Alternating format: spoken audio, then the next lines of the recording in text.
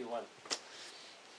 All right, guys, we're back here for a Downwind Dialogue number 19. Nice. Just recapping, reliving, reflecting on the amazing month of June we had running our first Voyager foiler Downwind camp. We'll get into that, talk about all the feels, all the love, passion, frustrations, adjustments that we're just going to relive it, and then we're going to get into us looking forward and for us progressing forward and projecting forward. We got Hood River coming up at the end of the month, August 29th, 30th, 31, and September 1. And we're going for it. I know it's last minute, but we feel really honored and in the right moment, and we just want to continue the positive movement and momentum going forward and give back to the community as we feel it's going to be exploding. We just wrapped up our whole racing season, and we can just see that it's blowing up and it's going places, so we're stoked. Yeah, it's been like a wild roller coaster, right? Like we had all the month of June, we had a camp every single week, and then we had right after that we had Voyager race, Imua, and then M2M, and then M2O. And then you would have thought we would have been sick of downwinding, but we then decided to have a boys' trip to thank all the instructors that helped us with the camps in June. And we went to Hood River. And it was during that trip in Hood River where we were just like, yo, we got to host something here by the end of the year. And we found a perfect little chunk of time. It happens to be right before AWSI, but we'll get into that more. But first, we just really wanted to focus on thanking all the campers that really came out. It was a big risk for these guests to be like, I'm going to go trust these guys. I'm going to fly all the way to Hawaii, and I'm going to be a part of this camp that's never been done before. And the ultimate appreciation that we felt was that these guests were extremely happy. They had a great time, and let's dive into it. Yeah. I remember getting our first camper who signed up. I think it was Matt Rill. Yeah, Matt Rill. And just I called you up right away. I'm like, oh my gosh, Kahi, we got one. We got one. We hadn't even put it out to the public yet. Yeah. We just put it on the website. Put it on the website, and we were working on our strategy and how we're going to promote and advertise and kind of implement it all. Yeah. It was so funny. So thank you, Matt.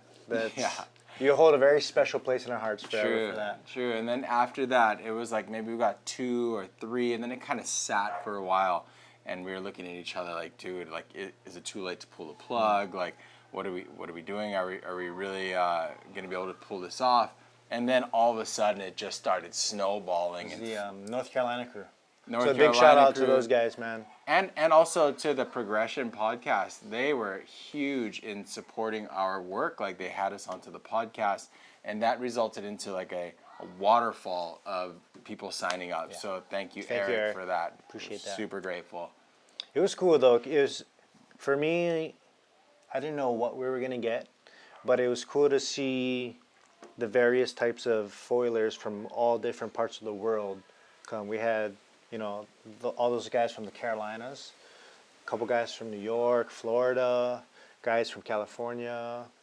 We had Spain. One guy from Spain who was a Scottish guy from Spain. Yeah, we had Australia. Australian. Did I say Australia already?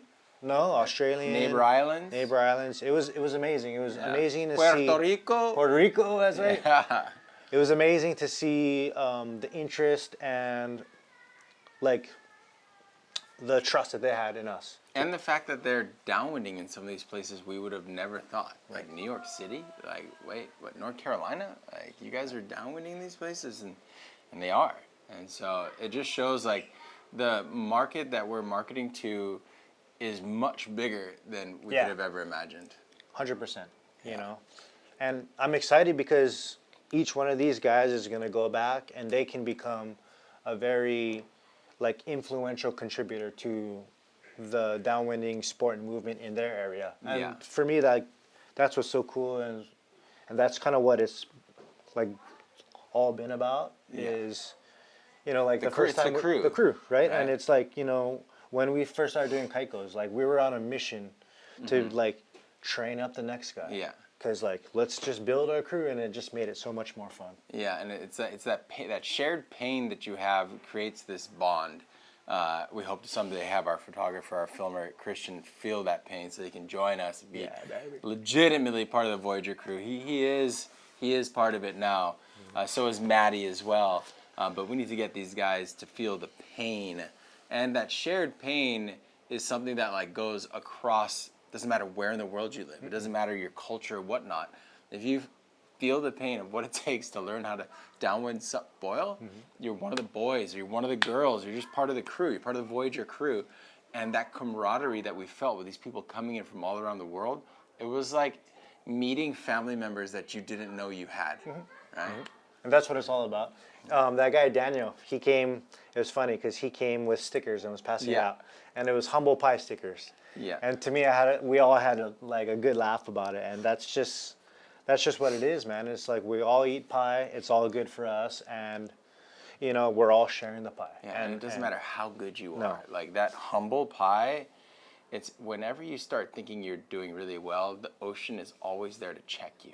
Yeah. And it's that sticker really hit home because these guys were eating a lot of humble pie, and the ironic thing about it, a lot of them showed up super confident. Oh, I got this. Like, I know what I'm doing. Don't worry about it. I got this. Well, the ocean showed up and to be like, no, you don't. You know, like, let's listen to your instructors. They've been here for a while. They know these waters. It might be different from where you're from. Listen to them. And when they listened, they were able to eat that humble pie and progress. Breakthrough, yeah. I think especially, too, some of the things that I've learned, putting on this camp is how technical Mauna Lua Bay can be. Oh, yeah. And how vast it is. Like for Yeah. us, it's our daily run, it's Yeah. our backyard, and at no time, I mean, we haven't felt like in a long time how terrifying or humbling, challenging it could be. But if we're taking a piece of this pie and giving it to somebody, it's we want to make sure that they're taking good, healthy bites, and we're not just slamming pie in their face. Yeah, and that was one of the challenges we had. I would say maybe the biggest challenge we had is that we were trying to teach these individuals how to downwind on one of the hardest runs black belt water in the world. The reverberations off of the land, the swells coming from different directions, the current creating even more of a mix big up. surf we had, and we had entries and big exits. waves. Yeah. Like it was not easy, and that's going to be in stark contrast to the upcoming Hood River camp. So, kudos to the crew that came out and learned here in our own waters. We luckily also utilized the North Shore, some runs out there as well to make it a little bit easier in some cases. But that's something moving forward we got to think about is, hey, Mauna Lua Bay represents something a little bit more complicated than the average person would want to learn in. We do now have other options. We've identified other options that we can hit up, different parts of the bay that we recognize that, like, okay, this beginning section, super gnarly. If we just move 2 miles down the coast, it gets a lot more manageable. Or if somebody's killing it and they want more of a challenge, okay, let's go even further up. Let's go to Allen Davis.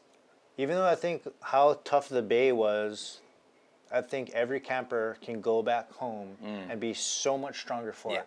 I think a lot of times when we were, consoling or preaching to the campers, like, hey, for us, it took us months. Partly because of gear, small boards, and we had nobody to learn from. Yeah. But it took us months and months to really learn and become efficient and very tactical. And so we were just encouraging them, hey, it took us months. Yeah. We, if you accomplish voyaging in 5 days, amazing. Yeah. But if not, the whole goal is to equip you with the tools, the knowledge, and the skills so that when you return back home, you're making progress. And we want to hear your progress. Yeah. That's, to us, and like you mentioned earlier, that's what it's all about, is making new friendships, connections. Yeah. And I'm genuinely happy when I see like Matty Simple or something, and he's like posting these downwinding. Yeah. Or or any of the other guys. Or Mayank. Mayank, is, right? like All these guys, and it's just, You know, And I think that's another really cool thing about these camps is like these guys all now reach out to us to show us their progress, and we're so stoked for them. Like the tools that you got at these camps allowed you to get back home and really dominate. You know, like really get you to that next level, skipping so much of the pain that we had to suffer because we've given you the tools and we've also looked at your gear. We're like, yo, that is not the right type of board you should be on. You know, that foil is too big, or maybe that foil is too small. Your mast is too long, or your mast is too short. Like, or the placement's off, right? Or your placement's off. Like, we're providing all of those tools to them that make their life so much easier, and they're getting these wins in their own home waters now, and that's really making us feel extremely like as if we've accomplished something. But it's so happy to see them happy. Yeah, 100%. And I think, you know, in that trip when we went to Hood River, you know, I enjoyed the heck out of every moment of it. It was a beautiful place. It's nostalgic. It's novelty.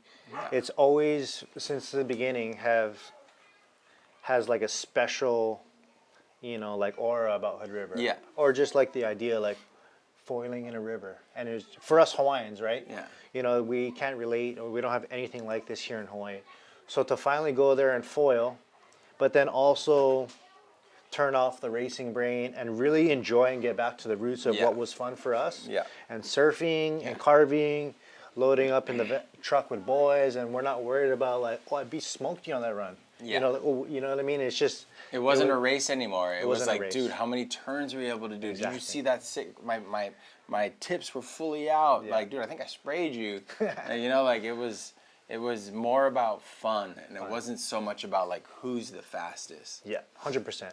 But being there and now reflecting back, and you know, like while we were there, I was just totally amazed at how accessible it is, how great it is for people learning, how intimate it is in the sense that, you know, you can take beginners there and, you know, do some laps right at the hatch. Mm-hmm. We could go to different parts of the river and see, you know, from one end to the other. And it was, you know, like, it doesn't feel so vast like Mauna Lua Bay.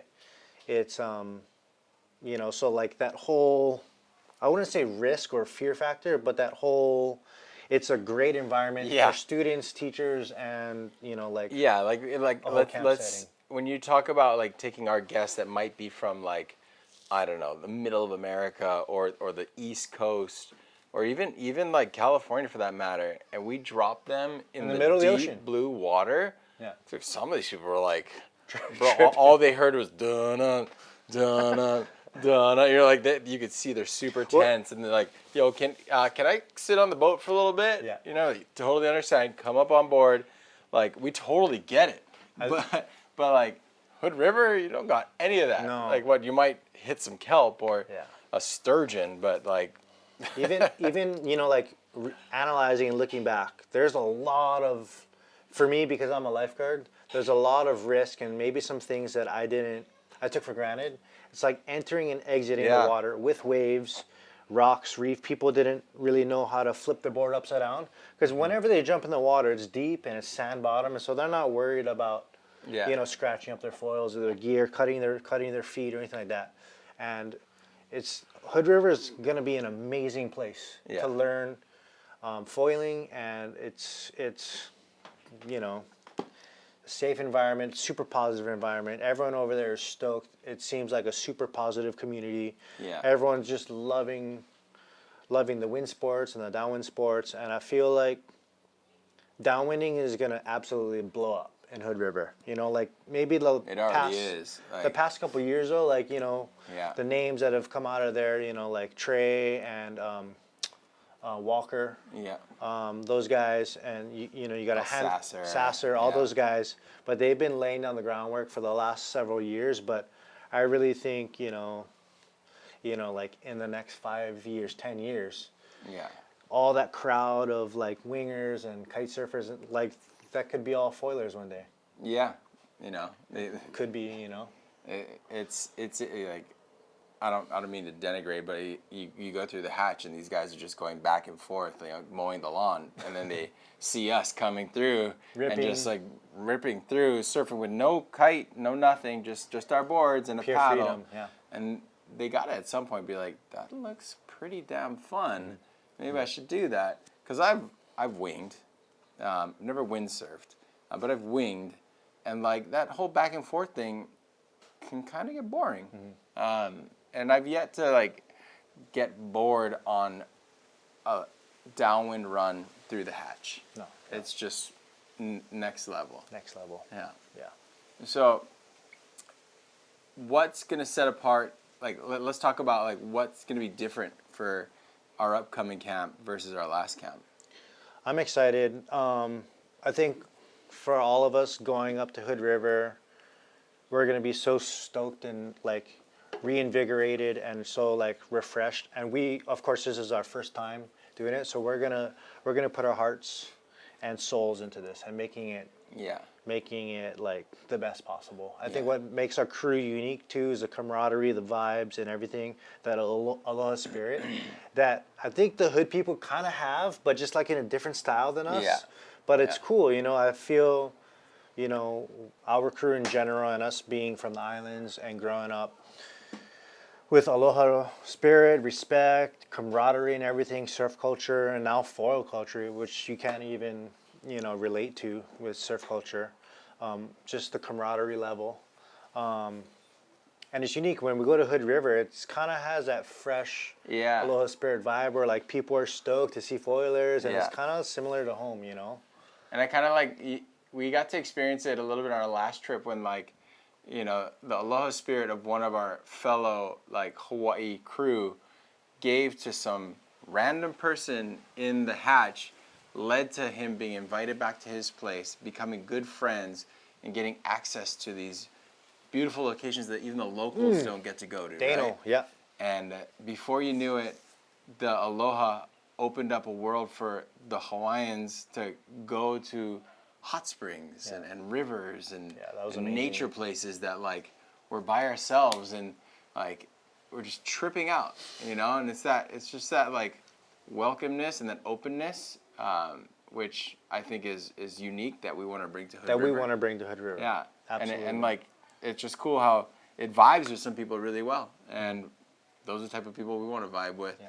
And that kind of leads me to like the next point of like, you know, we didn't just say, oh, we're going to do something in Hood River. Like it's definitely not what we stand for. Not something we would ever do. So we definitely reached out to the local community first, asked them, is this something that we think would be welcome there? What are some of the challenges that we might face? So we definitely did our due diligence there. And another thing we're really trying to do is we want to bring on somebody from Hood River to be on our team. You know, maybe 2 people if we can, because the local knowledge there is super important. There's things about Hood River we don't even know that I'm sure a local downwinder that has the skill to teach can bring to our camps and provide that value, not just to our campers, but to us as well. Yeah, 100%. I'm stoked too. We've added a few new names to the instructor hat. Yeah. We got Nick Kapule coming. Yeah. And Nick is, been foiling with us pretty much since day one. Yeah. Super athletic guy. I think he got like 3rd or 4th in the Voyager race. Yeah. Did very well and strong in the big channel costume racing, but he's a very, very athletic, quick, fast. Yeah, he's like one of the top 10 foilers, like in the world at downwind foiling. Probably, 100%. And we got Edo coming, who's actually the M2M and M2O champ. Yeah. And Edo's a phenom. He's not arguable. Like he is the best downwind foiler at the moment. Yeah, it's amazing to bring him on, and he's such a hard worker. You know, he trains hard, he takes care of himself, and has kind of been pursuing like, not a career, but just like, you know, making the most out of his foiling while he can. And for all of us who, I mean, we know all the sacrifice goes into foiling, right? Like we're leaving our families to train and this and that. Yeah. And so it's a lot. So we're stoked to be able to kind of like bring Edo along, you know, and for us, like, take care of him, but also in the end, like, you guys are going to be like learning from literally the best foiler Yeah. in the world, Yeah. and yeah, undisputable. And then we also have our regular crew, like John Hearn. God bless his soul. Yeah. Like he's Hardest worker. He's the hardest worker. He's the one that's there the earliest and leaves the latest. He's the one that relates to the older crew as well. I think John looks like he's like 30 something, but he's actually I think 60 around there or late 50s. Late 50s. Yeah. So he's probably gonna hate me when he hears that. Maybe he won't hear that. Like no, I think I did say he looks like he's like 30. late 30s. Oh, he's ripped, bro. Takes off his shirt. He's more ripped than us. Yeah. And then we've got Kai. Hopefully Kai can make it. Yeah. Jack can't make it, unfortunately. He might show up on the last day, but he's busy chasing barrels in Indo. Lucky boy. And then we mentioned Walker. I'm pretty sure we're going to be bringing Walker on board. So excited about that. Who else we got? Scotty. We got the Wiz. So the Wiz is back. I'm stoked for Scotty too, because this is going to be his first Hood River experience. He didn't get to join us in the last trip. So I can tell you from watching him learn how to SUP downwind during our camp and break through, and how stoked and fired up he was. Yeah. Now we're going to bring him to Hood River, and he's going to just, be breaking through with his new skill in probably the most epic place ever. Yeah. Yeah. And he's going to be just ultimately on fire. Yeah. Like, he was dropping amazing wisdom nuggets for us Yeah. in the camp. And I can just see that being amplified even more. When he gets to experience those bumps, he's gonna be like, "Oh my God, it's a whole new world." But I understand. But that's totally up his sleeve, Yeah. right? Because up his wizard sleeve. up his wizard sleeve, he was never a racer. He was more of the guy that was seeing the different lines, and it's like I want to be a student. Yeah. And then I think one of the unique things about this upcoming clinic is it's not one of the ones like the past where you sleep over. Like this is you come in the morning, and then we're done by probably around 7 o'clock at the latest, and then you go home. We wanted to make this a lot more approachable and a lot more conducive to the local community there, be them from Portland or out east, or even just right at White Salmon and Hood River. We wanted to make it so you guys can come and go home and be with your family every night. We also made it more cost effective. We reduced the cost by close to $1,000, but you're getting the exact same amount of time with us, which is pretty exciting.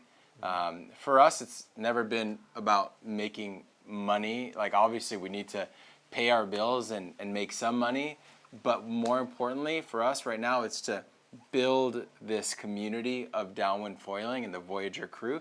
So we made this camp cost effective. I think we were charging $2,000 for the early bird pricing for the first 15 people to sign up, and then after that it's going to go up to $2,500. So get in while you can. These camps, they include lunch as well.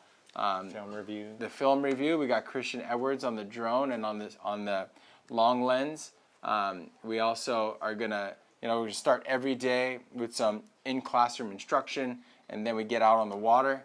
We're going to downwind for 3 to 4 hours. Then we're going to have a big lunch. Then we're going to do maybe 1 or 2 more runs. And then we've got content review for the rest of the afternoon. So every day, you're going to get to see clips of yourself downwinding. And we're going to dissect that and show you what you're doing great. And then most importantly, show you where you can work on some things. I think low-key that was a huge influential factor if we're looking back at from camps in June, and how valuable that was for people to see what they were doing and how they could improve and correct and make adjustments. Yeah. And I think for us and even for the campers, the feedback was like, wow, that was helping them break through. Yeah. So it's a very important part Yeah. of this whole camp for sure. Now looking forward past this Hood River camp, we've been thinking about, okay, we obviously have a product here that the community wants. And we're not quite sure yet where it's going. All we know is we recognize the impact we're having on the community. We recognize the stoke it's bringing. and we're recognizing the increased demand.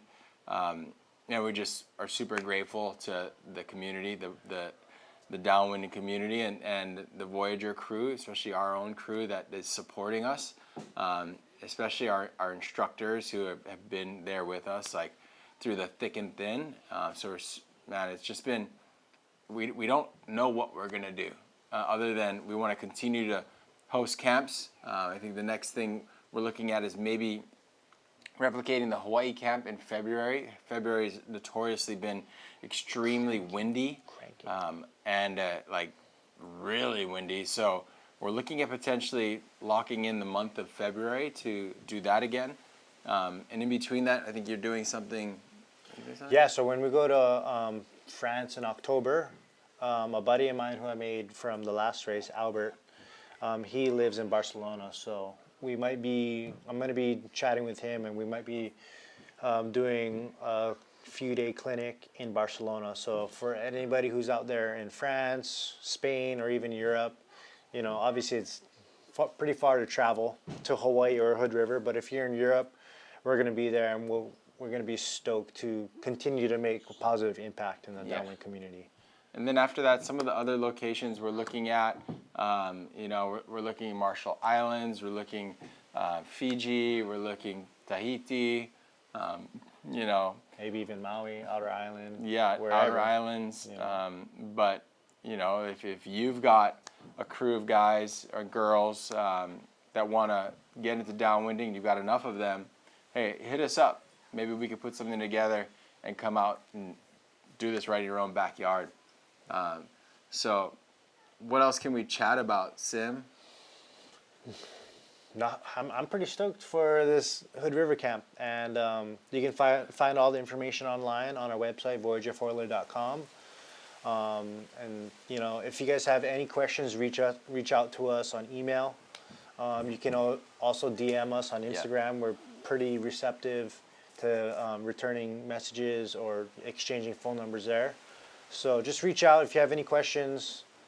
We'd love to answer them and just be a part of your downwind journey. Yeah. Right on. See you guys in Hood River. If not, see you somewhere else in the world in the bumps. Aloha.